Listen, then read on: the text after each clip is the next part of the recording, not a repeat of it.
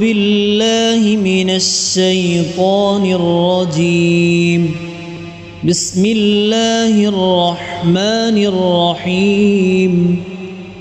وقال الملك إني أرى 7 بقرات سمان يأكلهن 7 عجاف و7 سنبلات خضر وأخر يابسات.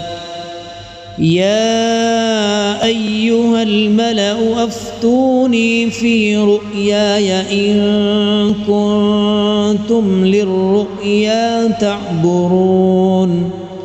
قالوا أضغاث أحلام وما نحن بتأويل الأحلام بعالمين. وقال الذي نجا منهما وادكر بعد أمة أنا أنبئكم بتأويله فأرسلون.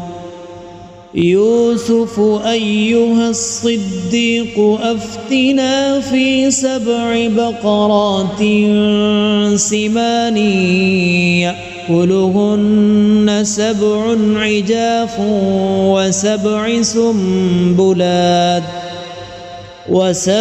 سنبلات خضر وأخر يابسات لعلي أرجع إلى الناس لعلهم يعلمون.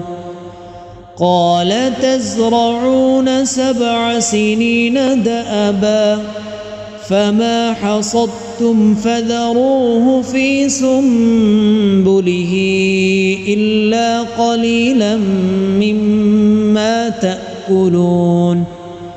ثم يأتي من بعد ذلك 7 شداد يأكلن ما قدمتم لهن إلا قليلا مما تحصنون. ثم يأتي من بعد ذلك عام فيه يغاث الناس وفيه يعصرون.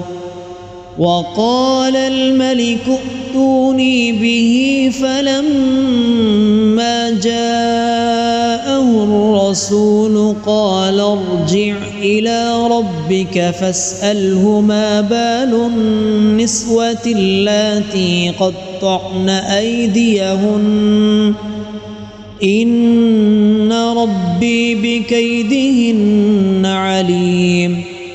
قال ما خطبكن إذ راوتن يوسف عن نفسه قلنا حاش لله ما علمنا عليه من سوء.